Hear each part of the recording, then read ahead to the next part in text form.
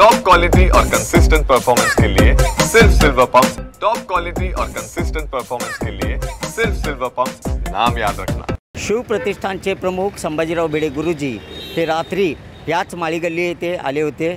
या ठिकाणी असणाऱ्या धारकेऱ्याच्या घरी गुरुजी या ठिकाणी जेवायला आले होते। जेवण करून जात असताना या ठिकाणी कुत्रं होतं, ते व्यालेलं कुत्रं होतं असं एक माहिती समोर देत आहे।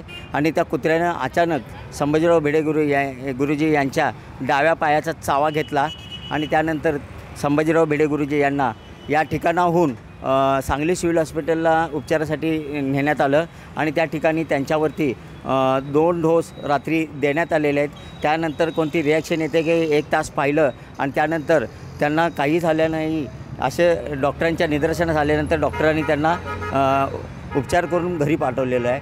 आता सध्या त्यांची तब्येत जरी ठणठणीत असली तरी या ठिकाणी अंधार असल्यामुळे रात्री या ठिकाणी गुरुजींना ते कुत्रं समोरून दिसलं नाही आणि त्यामुळे कुत्र्यानं अचानक हल्ला केल्यामुळे गुरुजींच्या पायाला डाव्या बाजूला या कुत्र्यानं चावा घेतलेला आहे। एकंदरीत पाहिलं तर महापालिका यंत्रणा जी आहे ती ॲक्शन मोडवर आलेली आहे। या परिस्थितीत असणारे भटके कुत्रे पकडण्याची मोहीम सकाळपासून युद्धपातळीवर सुरू झालेली आहे।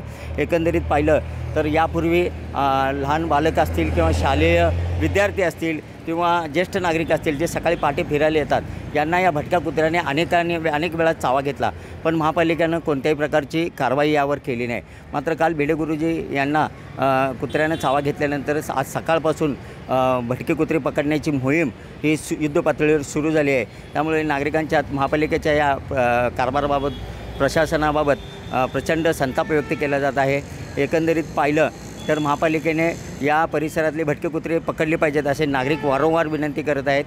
गेल्या 3-4 महिन्यापूर्वी तत्कालीन आयुक्त महापालिकेचे शुभम गुप्ता होते, त्यांच्याही गाडीचा अपघात या भटक्या कुत्र्याच्यामुळे झाला होता। एकंदरीत पाहिलं तर महापालिका ॲक्शन मोडवर आता सध्या जरी आले असले तर हे वेळेच पावलं उचलली असती तर गुरुजींच्यावर हल्ला झाला नसता अशीही भावना धारकर यांच्यातून व्यक्त होत आहे।